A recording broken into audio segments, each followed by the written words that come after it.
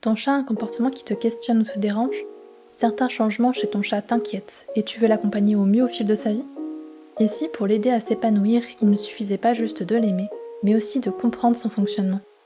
Bienvenue dans les saisons de mon chat, un espace pensé pour des humains sereins et des chats bien dans leurs pattes. Ce podcast ne te promet pas de transformer ton chat. Je n'ai pas de recette miracle pour faire de lui un compagnon idéal pour toi. Mais je peux t'aider à devenir ce compagnon idéal pour lui. Ici, je t'invite à ralentir et à observer pour entrer dans son univers, son rythme, ses besoins, ses émotions et ses limites. Que tu sois en pleine adoption, au cœur d'une crise ou face au vieillissement de ton chat, tu trouveras ici des repères et des ressources pour vivre au mieux chaque étape, chaque saison de sa vie. Je m'appelle Morgane, comportementaliste spécialiste du chat et cat-sitter, mais surtout médiatrice de liens entre l'humain et le chat. J'accompagne celles et ceux qui veulent retrouver ou créer une relation durable et épanouie avec leur chat, en respectant les besoins de chacun. Tous les 8, 18 et 28 du mois, je te partage dans ce podcast des clés de compréhension, des témoignages et des pistes concrètes pour des humains sereins et des chats bien de leurs pattes. Bienvenue dans le podcast Les saisons de mon chat. En ce tout premier épisode du mois de novembre, mois de transition entre l'automne et l'hiver dans le cadre de mon accompagnement, je vais commencer à aborder des thématiques encore taboues dans notre société et qui pourraient te remuer un peu si tu es concerné. Comment savoir si c'est le bon moment pour dire au revoir à son compagnon? Souvent, ce choix difficile nous incombe et parfois, malheureusement, c'est la vie elle-même qui prend les devants, quel que soit l'âge du chat et sans que l'on ait notre mot à dire. Si tu écoutes cet épisode pendant ou après avoir traversé ce véritable tsunami d'émotions et de lutte contre toi-même, j'en suis sincèrement désolée. C'est très probablement parce que tu as aimé très fort que tu te poses toutes ces questions, et je t'invite à l'extérioriser autant de fois que tu en auras besoin, à ton vétérinaire, à d'autres personnes en mesure de comprendre ta peine ou ta détresse, soit en face à face, par téléphone, par mail, par message, peu importe. Et si cela te semble impossible à surmonter, j'aimerais que tu considères de demander du soutien auprès d'un psychologue qui saura te guider à travers ce chemin brumeux dans lequel tu sembles perdu.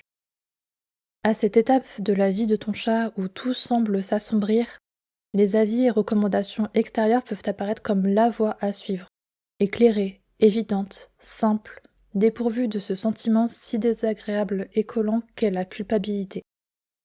Je vais sûrement te décevoir, ou peut-être que tu t'en doutes. Mais en réalité, il n'y a pas de réponse universelle. Ce qui va être la norme pour une personne ne le sera pas pour une autre. Ton vétérinaire ne peut pas non plus décider pour toi, même si cela te semblerait probablement plus supportable puisque cette responsabilité ne t'appartiendrait plus à 100%. Et je sais à quel point cette responsabilité est lourde à porter. D'un côté, il y a les regrets. Si j'avais fait ça, peut-être qu'il aurait vécu plus longtemps, ou à l'inverse qu'il aurait moins souffert. Et de l'autre, il y a les remords. Si je n'avais pas fait ça, alors peut-être qu'il aurait eu sa chance, peut-être que j'aurais pu faire autrement. Mais voilà, ce peut-être ne t'appartient pas, dans le sens où ce qui suit, ce peut-être, n'était qu'une éventualité et rien de garanti. Tu fais et tu as fait de ton mieux avec l'énergie, le temps, l'argent et d'autres facteurs encore que tu as ou avais à ta disposition à ce moment-là, et surtout, ce qui te paraissait le plus juste pour ton animal. Je me doute que cela peut être difficile et que tous les mots que tu pourrais entendre à ce sujet ne penseront que péniblement ta peine. Ce que je te propose dans cet épisode, c'est un outil concret d'aide à la prise de décision à mettre idéalement en place bien avant que toutes ces questions se posent. Parce que anticiper permet de rester au mieux aligné avec ce que l'on souhaite ou ce que l'on ne souhaite pas pour son animal, ses valeurs, son éthique et sa culture aussi. Et surtout de ne pas se laisser submerger par les émotions lorsque malheureusement on se retrouve au pied du mur en faisant un choix que l'on ne pensait ou ne voulait pas prendre à l'origine par exemple. C'est le docteur Alice Villalobos, si je n'écorche pas son nom, dans le cadre du livre intitulé Oncologie gériatrique canine et féline, honorer le lien homme-animal qui est paru en 2007 et ce questionnaire a été revisité pour l'International Veterinary Association of Pain Management en 2011 par rapport aux soins palliatifs notamment.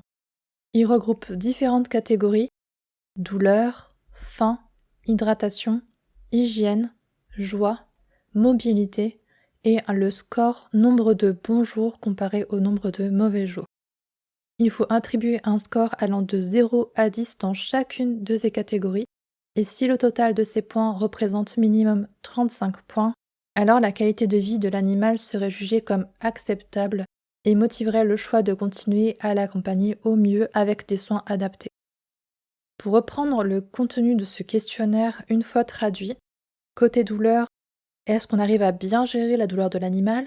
Arrive-t-il à respirer correctement? Est-ce qu'une supplémentation en oxygène est nécessaire? Côté alimentation, est-ce qu'il mange assez? Est-ce que le nourrir à la main l'aide? A-t-il besoin d'une alimentation via sonde? Côté hydratation, est-il déshydraté? Il est écrit que pour ceux qui ne boivent pas suffisamment, des sondes sous-cutanées quotidiennes ou 2 fois par jour peuvent combler ces besoins. Côté hygiène, c'est donc à l'humain de s'assurer que l'animal soit brossé et propre, particulièrement après le passage à la litière, et être vigilant quant aux escarres en utilisant un couchage moelleux et veiller à garder les plaies propres. Côté joie, montre-t-il de la joie, de l'intérêt? Réagit-il à la famille, aux jouets, etc. Est-il au contraire plutôt d'aspect dépressif, solitaire, anxieux, lassé ou effrayé? Est-il possible de rapprocher son couchage de sa famille lorsqu'elle va qu'à ses occupations, pour qu'il ne soit pas seul? Côté mobilité, est-ce qu'il a besoin d'assistance pour se lever? A-t-il besoin d'humains ou d'appareillage pour bouger?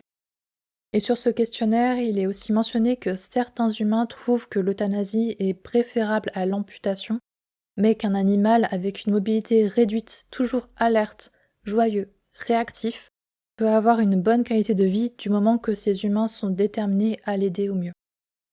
Et enfin, pour le dernier aspect, côté bon jour versus mauvais jour, quand les mauvais jours sont plus fréquents que les bons jours, alors on estime que la qualité de vie serait probablement compromise. Également, lorsqu'un lien sain entre humain et animal n'est plus possible, on peut s'attendre à ce que malheureusement la fin soit proche. Donc les différents aspects importants dans la vie de l'animal et dans notre cas du chat sont évoqués comme tu as pu l'entendre. Bien entendu, cela reste un outil et je t'invite à ajouter à tout ceci tes propres critères au vu des informations à ce moment-là et comment tu ressens Minette. Même si c'est dur, essaye de prendre des photos, des vidéos pour pouvoir faire le point lorsque tu doutes, voir si son état est stable ou s'il a déjà commencé à décliner sans même que tu t'en rendes réellement compte, ou alors de manière inconsciente. Et essayer de se souvenir comment était ton chat avant de tomber malade. C'est également un bon indicateur. Et des fois, on le ressent tout simplement au fond de nous. Et même si le chat n'est pas doué de parole, il peut montrer sa volonté de se battre pour survivre ou non, en étant plus qu'une ombre, douloureux et replié sur lui-même. Je vais te parler très spontanément de ta bague que j'ai découvert en 2023.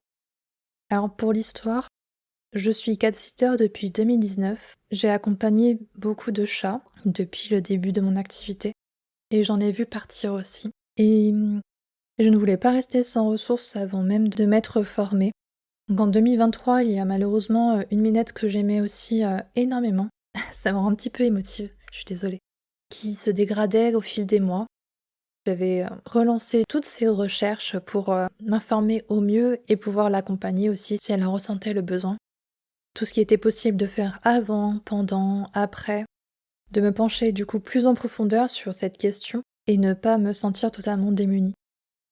Au cours de mes recherches, je suis tombée sur cette société et elle a mis en place un questionnaire en partie basé sur le précédent, avec l'accord de ceux qui l'ont conçu bien entendu, disponible en anglais, même s'il se traduit très facilement. Je le trouve plus simple d'utilisation car le premier n'a pas autant de questions bien définies et facile à scorer. Donc si ce questionnaire t'intéresse, tu le trouveras directement dans ma bio. Merci beaucoup de m'avoir écouté jusqu'au bout. J'espère que cet épisode t'a donné suffisamment de clés et que tu auras la force d'en parler autour de toi également, si tu en ressens le besoin. On se retrouve le 18 pour le prochain épisode et en attendant, prends soin de toi. À très bientôt.